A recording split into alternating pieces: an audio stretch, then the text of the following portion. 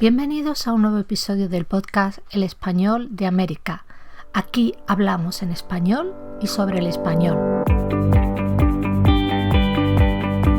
Hola, soy Eva Bravo y hoy vamos a dedicar el episodio a comentar una carta. Vamos a hablar sobre cartas en una serie de episodios porque, como te comento, es un tipo de documento muy versátil que va a servir tanto a particulares como a personas que ocupan puestos en la administración para informar de todo tipo de cosas.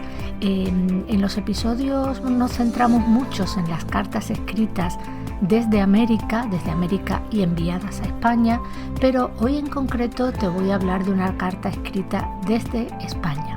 Y es que tal día como hoy, 2 de enero, pero del año 1499, un mercader florentino llamado Simone del Verde escribe una carta en la que da cuenta de las informaciones que está recibiendo sobre el descubrimiento de América, sobre las primeras impresiones.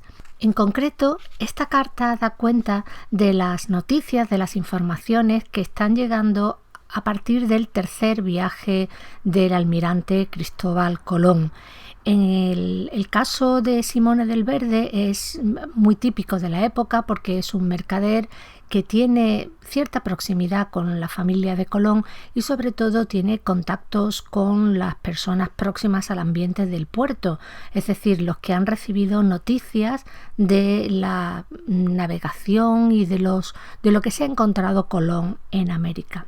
Esta carta en concreto está dirigida a Matteo Cini y le comenta la tercera expedición según las informaciones que tiene Simón Verde de un piloto, un maestre y un indio caribe que han venido en esa tercera expedición.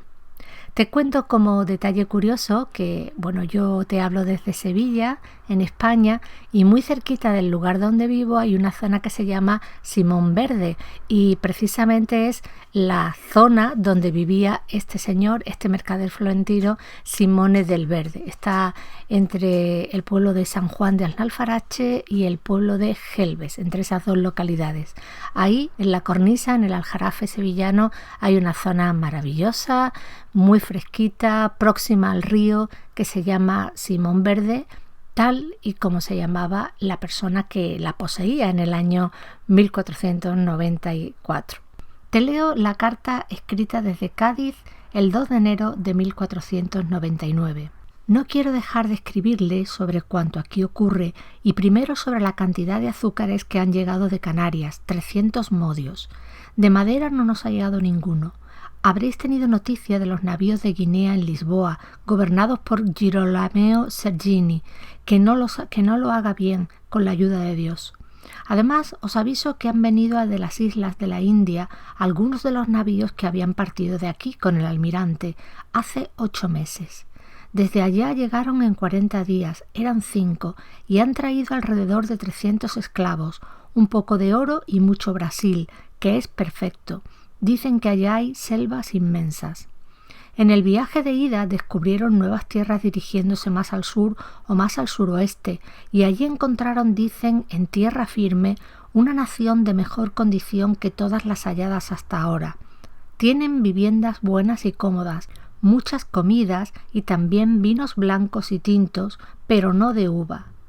Tienen cuadrúpedos que no había en los lugares antes descubiertos. Su rey les recibió muy bien y les regaló de lo que tenían.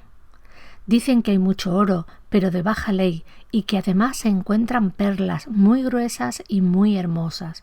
No os puedo dar completa noticia de dónde las pescan ni de qué modo o en qué cantidad. Tienen una tierra hermosísima, muy verde y fértil, de abundante agua dulce. Las gentes son belicosas y usan escudos y arcos. Navegan en grandes embarcaciones ahuecadas, excavadas de troncos de árboles, de las cuales tienen muchas. He leído copia de una carta que el almirante escribe al rey dándole buenas esperanzas acerca de la empresa. Es notable y de gran maravilla la cantidad y fuerza de las aguas dulces que ha encontrado. Dice que hay bancos de arena muy altos y han hallado grandes bajíos en las desembocaduras del río, de modo que los navíos no podrán resistir a la abundancia de las aguas dulces. Así que los navíos penetraron 20 leguas en un golfo, encontrando siempre mar dulce. Dicen lo mismo que los filósofos, que la Tierra tiene forma esférica y que ciertamente el almirante ha tenido gran ánimo y destreza en descubrir el otro mundo opuesto al nuestro, con tantas fatigas y sudores, y en haber visto las mutaciones que se producen en la posición de la estrella polar al haber ido más allá de la línea equinoccial, donde yo nunca habría creído pudiesen vivir los hombres, pues creía hubiese solo agua y no tierra. Día a día seguirán descubriendo y se llegará a tener conocimiento perfecto de todo, y de todo lo que se oirá os mantendré informado con mis cartas. Aquí ven ustedes un ejemplo de una carta que no es privada, o sea que está escrita entre amigos y compañeros de negocio, pero con la finalidad de dar a conocer motivos de interés, noticias que pueden ser provechosas para una actividad mercantil derivadas de este tercer viaje de Cristóbal Colón. La carta fue también un elemento de relación entre comerciantes y entre las personas dedicadas a la actividad artesanal o mercantil no solo en Sevilla, sino en toda la cuenca mediterránea. Ellos participarán en el comercio con América y en estos primeros momentos están muy al tanto de todas las noticias que van llegando de ese otro mundo, como dice Simón Verde. Si escuchan de nuevo la carta, podrán ver los procedimientos para explicar la novedad americana, las cosas novedosas de las que aún no se conocen palabras, ¿no? Por ejemplo, Simón Verde hace referencia a una canoa, pero sin utilizar ese nombre. Él dice textualmente que navegan en grandes embarcaciones ahuecadas, excavadas de troncos de árboles, de las cuales tienen muchas. Describe lo que es una canoa sin utilizar el nombre indígena que aún no conoce.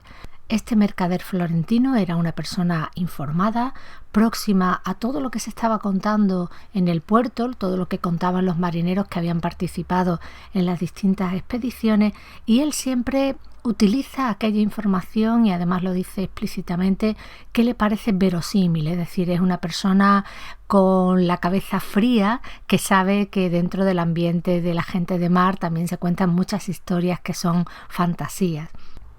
Este es otro ejemplo del uso que tuvieron las cartas en el siglo XVI. Hasta aquí el episodio de hoy. Muchas gracias por compartir tu tiempo conmigo.